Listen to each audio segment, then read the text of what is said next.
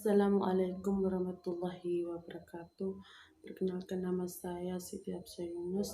Saya dari Universitas Islam Raden Rahmat Malang, Prodi PGSD kelas 19A2 semester 3. Di sini saya mau menjelaskan tentang tanda jejak pada kegiatan kepramukaan. Untuk memenuhi tugas mata kuliah pendidikan kepramukaan. Jadi, saya akan menjelaskan tentang pengertian dari tanda jejak itu sendiri. Tanda jejak dalam kepramukaan merupakan tanda untuk menunjukkan suatu, apakah itu arah, jalan, atau bahkan hal-hal lain tentang peristiwa atau kejadian. Tanda jejak itu sangat penting.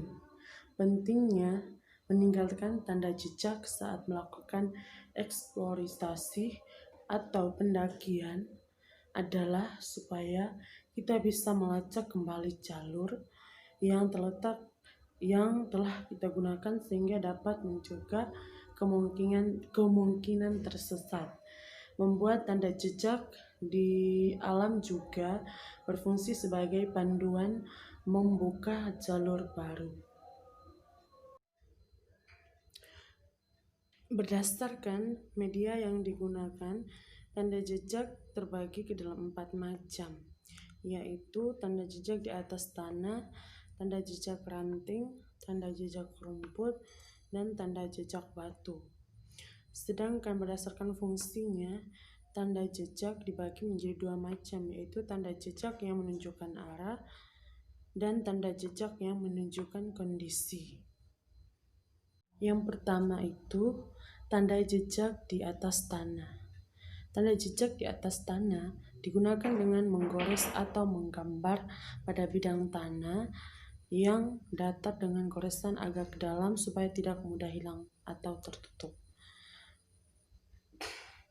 Pastikan jika ingin membuat tanda jejak di tanah harus pada tanah yang lapang atau mudah terlihat. Contohnya gambar yang saya terahkan ini.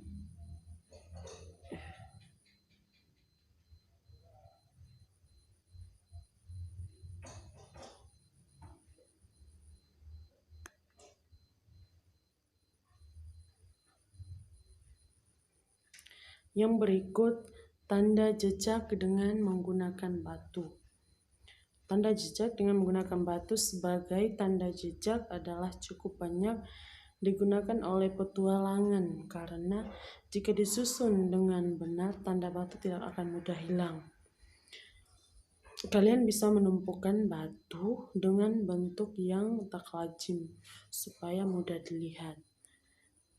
Tempatkanlah batu pada tempat yang tak lazimnya batu tersebut berada sehingga mudah terlihat. Contoh gambarnya seperti berikut.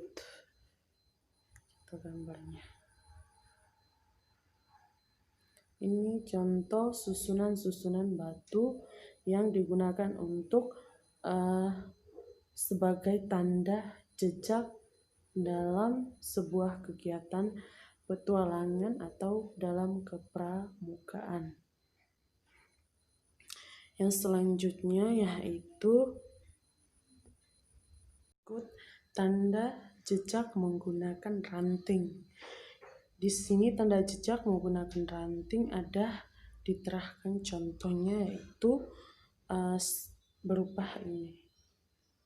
Contohnya berupa gambar yang saya terahkan ini.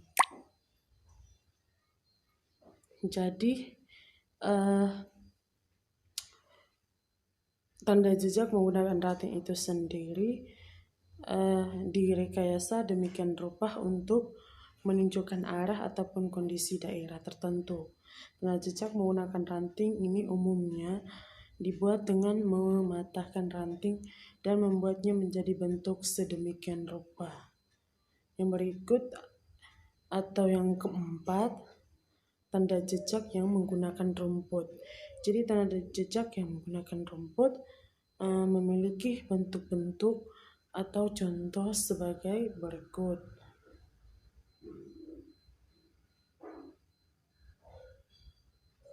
Ini merupakan contoh tanda jejak yang terbuat dari rumput yang diikat dan dibuat sedemikian rupa. Tanda jejak menggunakan rumput ini untuk menjelajahi padang rumput di mana tidak ada pohon ataupun batu. Maka rumput itu bisa kita gunakan sebagai tanda jejak.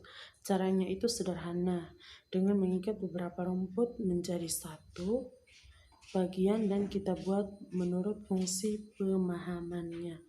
Di sini saya juga akan menjelaskan tentang bentuk-bentuk atau gambaran dari tanda jejak itu sendiri, yaitu ada bentuk yang berupa anak panah ke arah kiri atau ke arah kanan. Itu berarti yang ke arah kiri merupakan sebuah tanda yang menunjukkan sebuah arah tertentu, misalnya arah kiri atau arah kanan. Sedangkan yang berbentuk lingkaran itu menunjukkan sebuah air atau sebuah air yang dapat kita minum. Terus yang berbentuk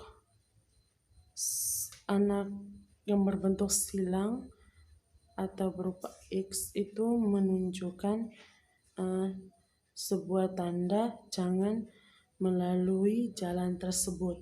Mungkin jalan tersebut merupakan jalan yang berbahaya. Jadi dengan simbol itu maka semua orang atau dapat mengingat atau memahami tentang tanda tersebut. Sekian dan terima kasih. Semoga bermanfaat. Wassalamualaikum warahmatullahi wabarakatuh.